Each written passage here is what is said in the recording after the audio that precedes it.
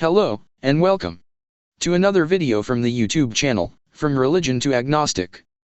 Togarmah is a figure in the Table of Nations in Genesis 10, the list of descendants of Noah that represents the peoples known to the ancient Hebrews. Togarmah is among the descendants of Japeth and is thought to represent some people located in Anatolia. Medieval traditions variously claimed Togarmah as the legendary ancestor of peoples in the Caucasus and Western Asia, including the Armenians, as descendants of the older son of Togarmah, the Georgians, as descendants of second son Kartlos, many nationalities of North Caucasus and Turkic peoples, i.e. Oguzes, Hazars, Uyghurs. Togarmah is listed in Genesis 10:3 as the third son of Gomer, and grandson of Japeth, brother of Ashkenaz and Rephath. The name is again mentioned in the book of Ezekiel as a nation from the far north. Ezekiel 38:6 mentions Togarmah together with Tubal as supplying soldiers to the army of Gog. Ezekiel 27:14 mentions Togarmah together with Tubal, Javan, and Meshech as supplying horses to the Tyrians. Later traditions. Several later ethnological traditions have claimed Togarmah as the legendary ancestor of various peoples located in Western Asia and the Caucasus. Jewish historian Flavius Josephus, 37 to c. 100 AD, and the Christian theologians Jerome, c. 347 to 420 AD, and Isidore of Seville, c. 560 to 636 AD, regarded Togarmah as the father of the Phrygians. Several ancient Christian authors, including Saint Hippolytus, c. 170 c. 236 AD, Eusebius of Caesarea, c. 263 to c. 339 AD, and Bishop Theodoret, c. 393 to c. 457 AD, regarded him as a father of Armenians. Medieval Jewish traditions linked him with Turkic peoples including the Hazars. Armenian and Georgian traditions. Another Togarmah, this one being the son of both Tiras and Gomer, is mentioned by Armenian Moses of Chureen, c. 480, and Georgian Leontine Rovli, who regarded Togarmah as the founder of their nations along with other Caucasian people. According to Moses of Chauhan's History of Armenia and to Leontine Rovli's medieval Georgian chronicles, Togarmah was thought to have lived in Babylon, before he received the land between two seas and two mountains, i.e. the Caucasus, in his possession. He then settled near Mount Ararat and divided his land among his sons. Haik, first son of Togarmah, inherited Mount Ararat and founded the Armenian nation. Kartlos settled in northeast from Ararat, founder of Kartli, S.A. Kartvelo, who united other brothers and founded the Georgian nation. Akbanians and or Agwanians and or Agwans. Muvakos, Muvkans. Lekos. Heroes, Herons, settled in the eastern part of Ararat. Kaukaz, Kafkases, settled beyond the Caucasus range. Egros, Agars, settled between the Black Sea and Laki range, western Georgia. And in the Jewish traditions, in an 11th century Arabic translation of Josephine by a Yemenite Jew, Togarmah's tribes are these: Hazar, the Hazars; Badsanag, the Peshanegs; Azalan, the Alans; Zabub; Fitrak, Kotrik; Kaoetrik. Etrik means Turks, possibly Gok Turks. Nabir; Ansar, Ajhar; Talmiz, Tyrosh and or Torai; Adzire, Adzhigarduk. The Arabic account, however, also adds an 11th clan, Ansa. Togarmah was linked to medieval Turkic peoples by Jewish Hazar traditions. The Hazar ruler Joseph ben Aaron, c. 960, writes in his letters, "You ask us also in your epistle, of what people, of what family, and of what tribe are you? Know that we are descended from Japhet, through his son Togarmah. I have found in the genealogical books of my ancestors that Togarmah had 10 sons."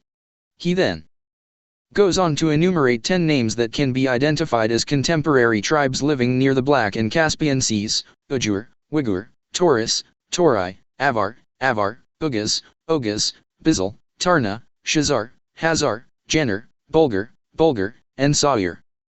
The medieval Jewish Joseph ben Gurion lists the 10 sons of Togarmah in his Josephine as follows: Kozar, the Hazars; Pasinak, the Peshanegs; Alikanaz, the Alans; Ragbiga, Ragbina, Ranbana, Turkai, possibly the Ko-Turks; Buz, the Oguz; Zabuk. Ungary, either the Hungarians or the Ogurs and or Onogurs; Tilmak and or Tyrosh equals Torai. In the Chronicles of Jeremiel, they are listed as Khuzar, the Hazars, Pasinik, the Pechenegs, Alan, the Alans, Bulgar, the Bulgars, Kanbina, Turk, possibly the Ko-Turks, Buz, the Oghuz, Zakyuk, Ugur, either the Hungarians or the Ogurs and or Onogurs, Tulmas, Tyrosh equals Torai. Another medieval rabbinic work, the Book of Jasher, give the names. Buzar, the Hazars, Parzunak, the Pechenegs, Ilikanim, the Alans. Bulgar, the Bulgars. Ragbib. Tarki, the Ko-Turks. Bid, the Oghuz. Zebuk. Ongal, Hungarians or Ogurs/Onogurs. Tilmas, Tyrosh equals Torai. In the 18th century, the French Benedictine monk and scholar Calmet, 1672 to 1757, placed Togarmah in Scythia and Turkomania, in the Eurasian steppes and Central Asia. Okay, and so looking through what we have here on Togarmah, which we heard a little about in yesterday's video, is that, back then all they had to do was tell stories. Basically it was story time for the less educated, and poor, and the drunkards. Many should seriously sit and think, there was no books, televisions, computers, and mobile phones, and information was not readily available like it is today. I mean really, we are talking about the 450 to 350 BCE, so let's check it. Year 450 BC was a year of the pre-Julian Roman calendar. At the time, it was known as the second year of the Decemviri, or, less frequently, year 304 ab Urbi Condita. The denomination 450 BC for this year has been used since the early medieval period, when the Anno Domini calendar era became the prevalent method in Europe for naming years. Events, by place. Greece. Athenian general Cimon sails to Cyprus with 200 triremes of the Delian League. From there, he sends 60 ships to Egypt to help the Egyptians under Amyrtius, who is fighting the Persians in the Nile Delta. Cimon uses the remaining ships to aid an uprising of the Cypriot Greek city-states against Persian control of the island. He lays siege to the Persian stronghold of Citium on the southern west coast of Cyprus. However, the siege fails and Cyprus remains under Phoenician, and Persian, control.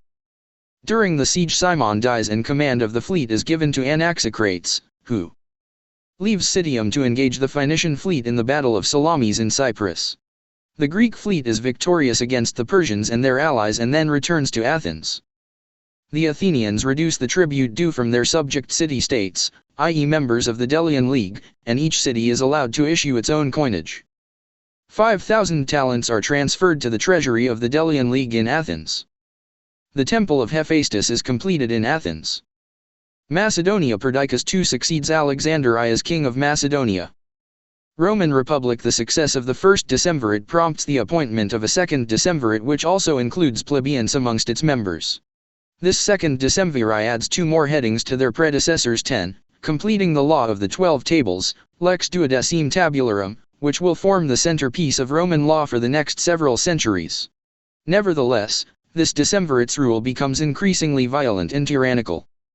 Sicily. After minor preliminary successes, including the capture of Inissa from its Greek colonists, Ducetius, a Hellenist leader of the Siculi, an ancient people of Sicily, is decisively defeated by the combined forces of Syracuse and Acragas. Ducetius flees to exile in Corinth. Arts by topic. The severe, early classical, period of sculpture ends in ancient Greece and is succeeded by the mature classical period.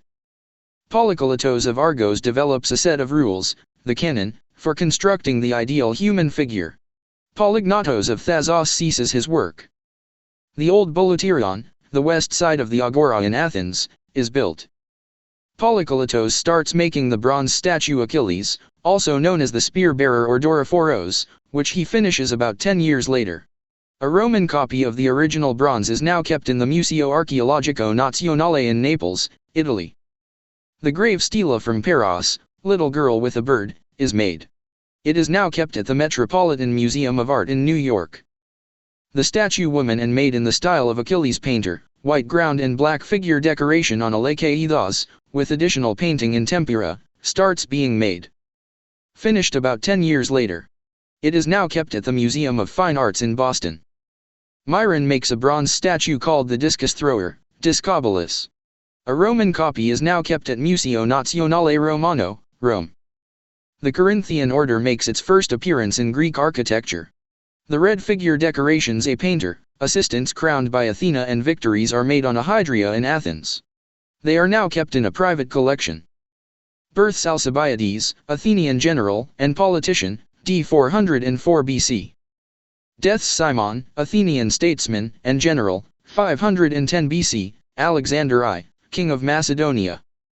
At this time a lot of things were happening, things today we would think are just ridiculous, like family, knowing each other personally, edited for the sake of children. Today we call that incest, an abominable act. Or stories being changed like for instance above is mentioned. The name is again mentioned in the book of Ezekiel as a nation from the far north. Ezekiel 38:6 mentions Togarmah together with Tubal as supplying soldiers to the army of Gog. Ezekiel 27:14 mentions Togarmah together with Tubal, Javan, and Meshech as supplying horses to the Tyrians. And now let's look, anyone following this channel will see the contradictions and falsities. Let's go back to the biblical figure, Magog. Magog is the second of the 7 sons of Japeth mentioned in the Table of Nations in Genesis 10. While the origin of the term is unclear, it may have referred to Lydia, in what is now Turkey. Its use in the book of Ezekiel, chapter 38 has led to it being associated with apocalyptic traditions. Various ancient and medieval traditions have built on the biblical references and added details to it. The origin of the name Magog is unclear. It may come from the Akkadi on Mat Guji, land of Gog, that is, the land of Gyges, Lydia. Gog and Magog appear in the Hebrew Bible, Christian Bible, and Quran as individuals, tribes, or lands. In Ezekiel 38, Gog is an individual and Magog is his land. In Genesis 10, Magog is a man, but no Gog is mentioned, and centuries later Jewish tradition changed Ezekiel's Gog from Magog into Gog and Magog, which is the form in which they appear in the Christian New Testament's book of Revelation, although there they are peoples rather than individuals. The Gog prophecy is meant to be fulfilled at the approach of what is called the end of days, but not necessarily the end of the world. Jewish eschatology viewed Gog and Magog as enemies to be defeated by the Messiah, which would usher in the age of the Messiah. Christianity's interpretation is more starkly apocalyptic, making Gog and Magog allies of Satan against God at the end of the millennium, as described in the book of Revelation.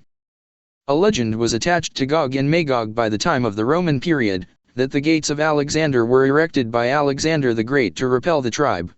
Romanized Jewish historian Josephus knew them as the nation descended from Magog the Japhetite, as in Genesis, and explained them to be the Scythians.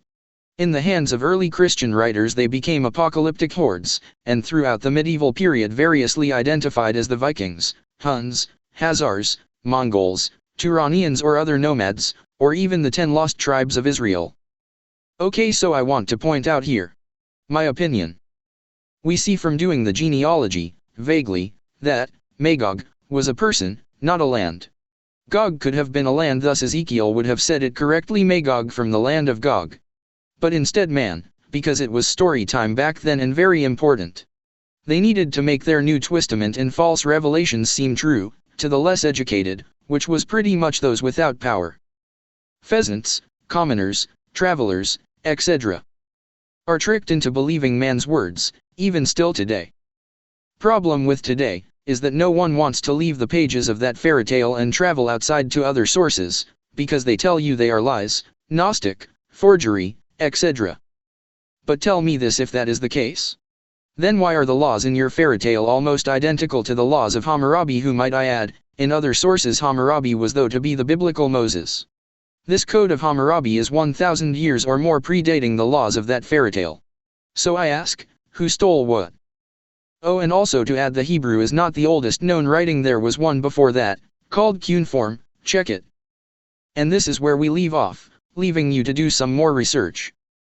Alrighty, and that will do it for this video. Catch you on the next one. Have a great day, and be safe. If you enjoyed this video, please think about subscribing, as well as hitting the like and sharing would help out a lot. Thank you all, and may the gods bless you.